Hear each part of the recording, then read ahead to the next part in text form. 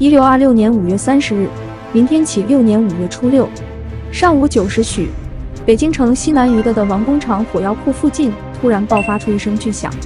据《天变底钞》记载，在巨响传出的一瞬间，一个特大的火球腾空而起。巨响声中，天空丝状、潮状的无色乱云横飞，有巨大的黑色蘑菇云腾空而起。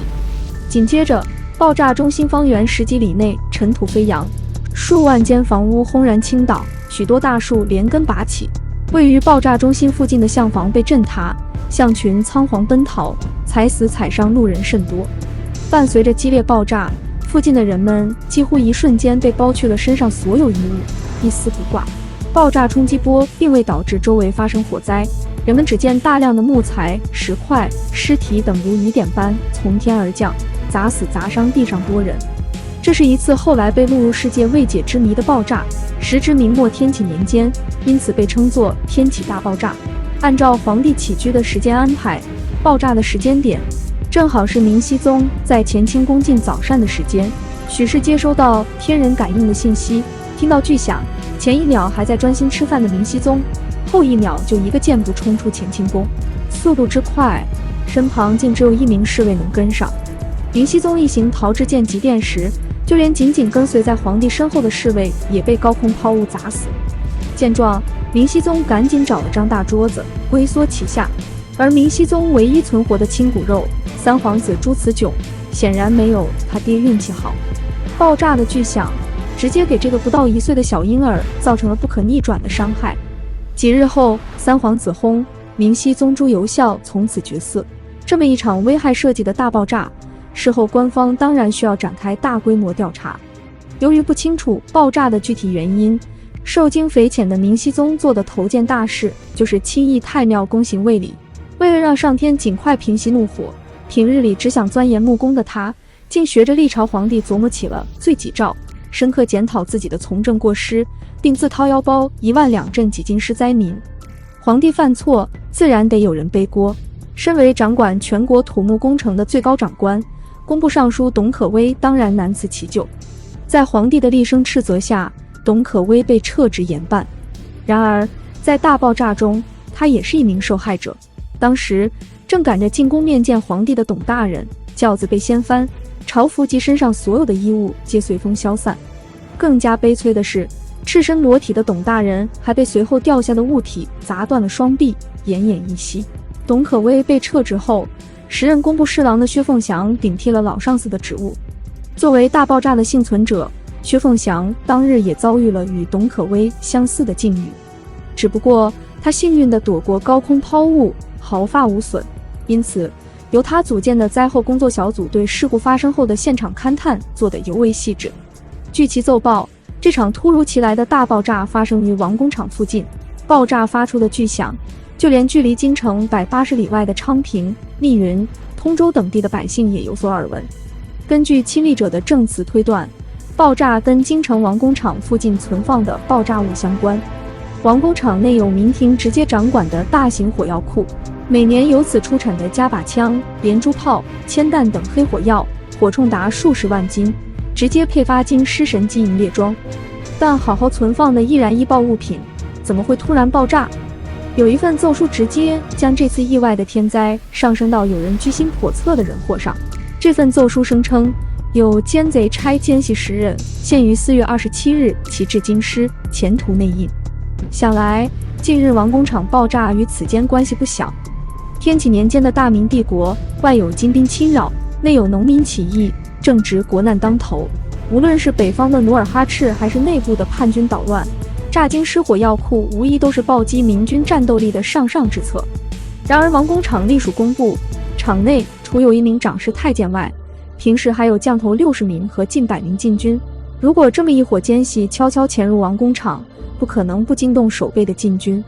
因此，这怀疑很快被一些反对意见所掩盖。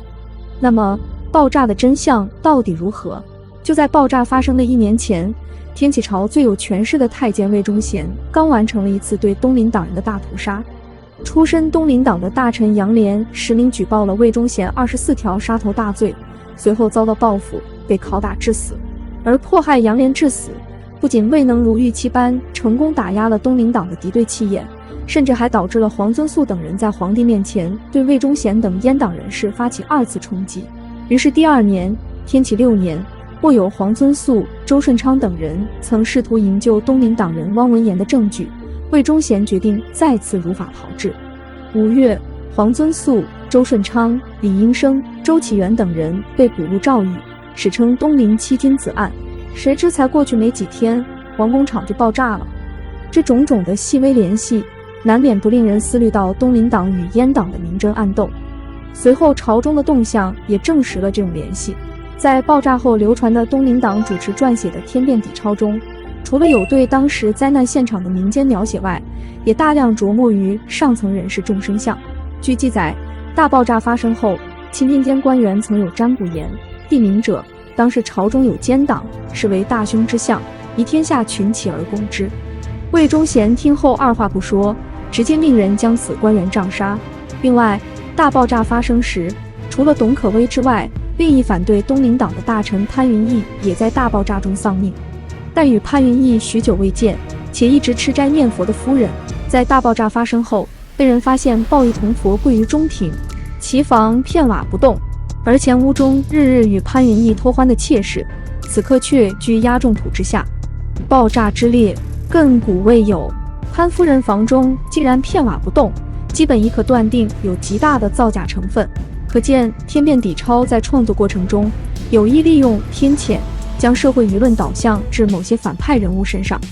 说得更直白一点，这本书就是想把魏忠贤拉下台。在渲染舆论的同时，东林党也在朝臣间频繁走动，联名上书指责魏忠贤倒行逆施，招致上天的惩罚，以此给皇帝施压。那么，东林党对魏忠贤的绝地反击会成功吗？某种意义上说，他们成功了，也失败了。魏忠贤能否倒台，最关键的是皇帝的态度。那么天启帝在灾难之后又做出什么反应呢？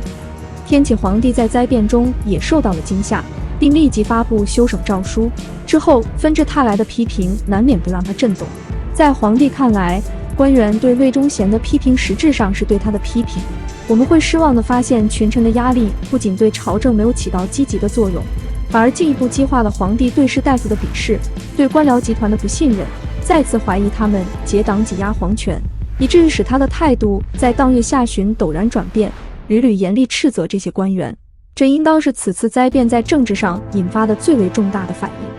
由于恐惧文官对皇权的架空，皇帝只能更加倚重宦官，魏忠贤反而因此更加受到皇帝的信任和重用。在魏忠贤的压力下，东林党人并没能通过天变底钞制造的舆论成功营救狱中的伙伴。天启6年6月，东林党的智囊黄遵素穿上囚服，自行前往衙门自首。随后，在得知狱卒已受命准备谋害自己，为免伤及他人性命，他选择在一个漆黑的夜晚赋诗一首旋即自尽。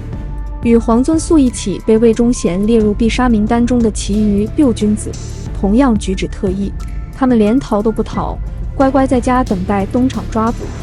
起初，仗着魏忠贤的权势，东厂拿人的流程走得还蛮顺的。李应生、周宗建等4人本着东林党人士可杀不可辱的气节，在众目睽睽之下被东厂带走，而东林党领袖高攀龙则干脆在特务们还没上门前就自绝于世。但到了抓捕周顺昌时，阉党却遭遇了前所未有的压力。周顺昌为人仗义，最喜欢在家乡做好事。以往有人蒙冤受屈，他总要找到有关部门陈情说理，因此当地百姓听说周顺昌被抓，个个义愤填膺。